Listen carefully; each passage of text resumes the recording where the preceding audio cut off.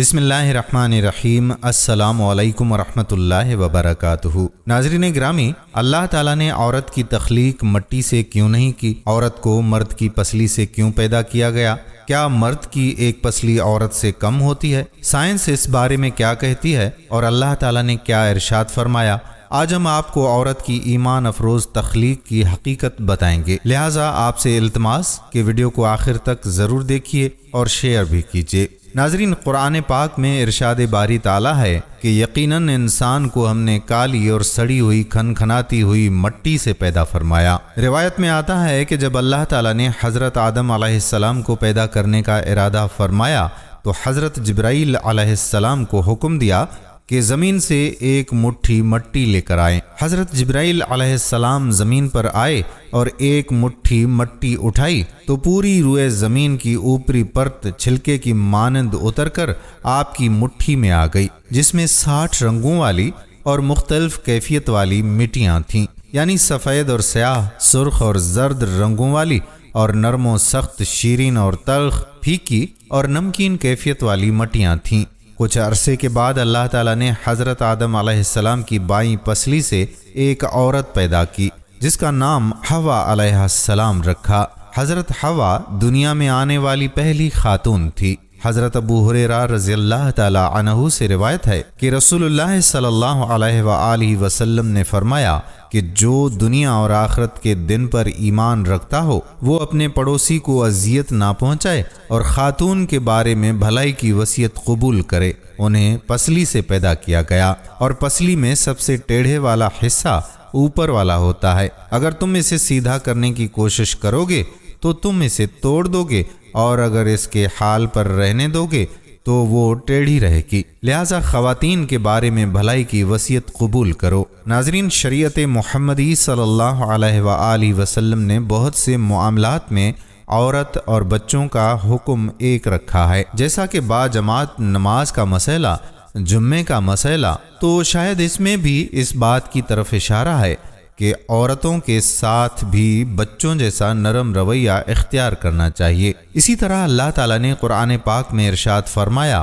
مرد عورت پر نگہبان ہیں، عورت کی ضروریات، اس کی حفاظت اور دیگر کئی امور پر مرد کو عورت پر تسلط حاصل ہے۔ عورت رایا، مرد بادشاہ ہے، اس لیے عورت کو مرد کی اطاعت اللہ تعالیٰ نے لازم قرار دی ہے۔ اس سے ایک یہ بات بھی واضح ہوتی ہے کہ میاں بیوی کے حقوق ایک جیسے نہیں، بلکہ مرد کے حقوق عورت سے زیادہ ہیں۔ ایسا ہونا عورت کے ساتھ ناانصافی یا ظلم نہیں، بلکہ عین انصاف اور حکمت کے تقاضے کے عین مطابق ہے۔ علماء کرام نے اس نقطے پر بحث کی ہے کہ ہر انسان مٹی سے بنتا ہے یا انسان اول حضرت آدم علیہ السلام مٹی سے بنے ہیں۔ صحیح بات یہ ہے کہ پہلے انسان مٹی سے بنے ہیں اور باقی انسانوں کے بارے میں مٹی سے بنا ہوا اس لیے کہا جاتا ہے کہ مٹی سے ہی غذائیں کھا کر نطفہ بنتا ہے، جو انسان کی تخلیق کا باعث ہے۔ اس حوالے سے بعض مفسرین نے یہ موقف اختیار کیا ہے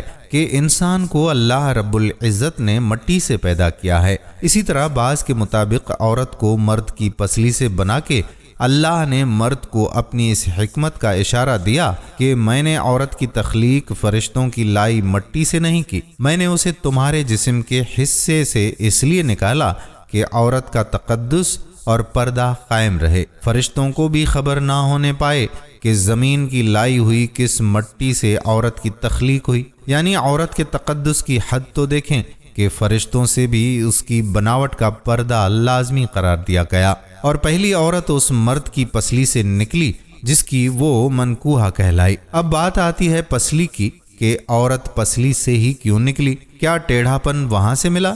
نہیں، یہاں بھی حکمت سے خالی بات نہیں۔ انسانی جسم میں دل اور بہت سے نازک پارٹس پسلی کے پیچھے چھپے ہوئے ہوتے ہیں، یعنی پسلی ایک ڈھال ہے ان نازک پارٹس کے لیے۔ تو اللہ پاک نے عورت کو پسلی سے نکال کے یہ نہیں بتایا کہ عورت میں ٹیڑھا پن ہے، بلکہ اس نے عورت کی پسلی سے تخلیق کر کے یہ بات سمجھا دی ہے کہ عورت وقت پڑنے پہ ڈھال بھی بن سکتی ہے۔ عورت ماں، بہن، بیٹی، بیوی بھی ہے۔